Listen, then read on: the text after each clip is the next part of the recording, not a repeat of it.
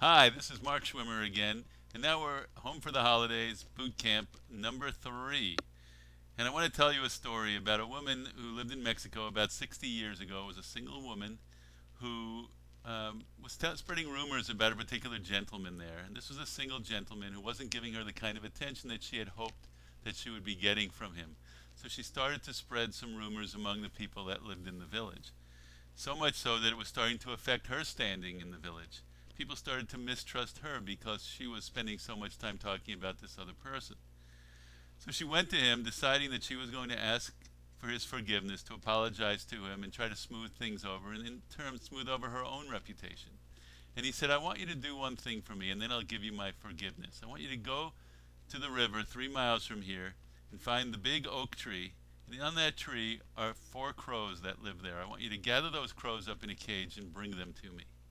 So the woman thought this was kind of a tall order, but she wanted his forgiveness, and she went and did it. A week later, she shows up with a cage with the 4 crows in it, and she presents them to him and says, Now, may I have your forgiveness? He said, I just want you to do one more thing for me.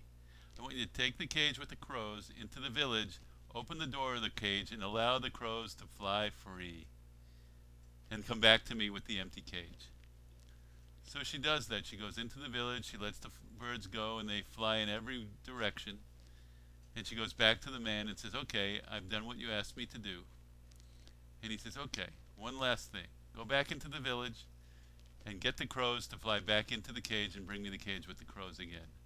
And she said, But sir, I could never do that. That's impossible. The crows have flown to God knows where. And he goes, Exactly. That's my point.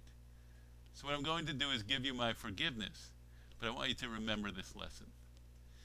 This concept of gossip, this speaking about other people who aren't available to comment on what you've said about them, is truly an unconscionable thing, and it's something that comes up often in family gatherings. Generally, someone will talk about people, maybe perhaps other relatives that aren't in the room, or other people that aren't there, in an unkind way. And for me, when somebody's gossiping and talking about particular aspects of someone that's not there to defend themselves, it tells me a lot more about the person who's doing the talking than the person that they're talking about. And I want you to begin to see gossip as just that. And there's a couple of ways that I'd like to offer you as opportunities of ways to defend yourself when that kind of talk gets going. Number one, I choose to remove myself from the room. If someone's talking about someone else in an unkind way, I'm really not interested. And I'll say, or if they ask my opinion, I'll say I don't engage in conversations where the person that's being talked about isn't present. And I leave it at that. And I'll actually remove myself from the room because I'm just not interested in hearing this person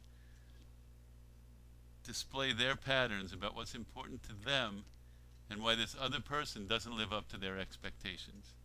And I believe that if you adhere to that idea, if you follow that path of not allowing gossip to be spoken, either by you or around you, you'll find that it's a lot easier for you to engage with the people that you want to engage with, and you'll also be building a much higher level of trust.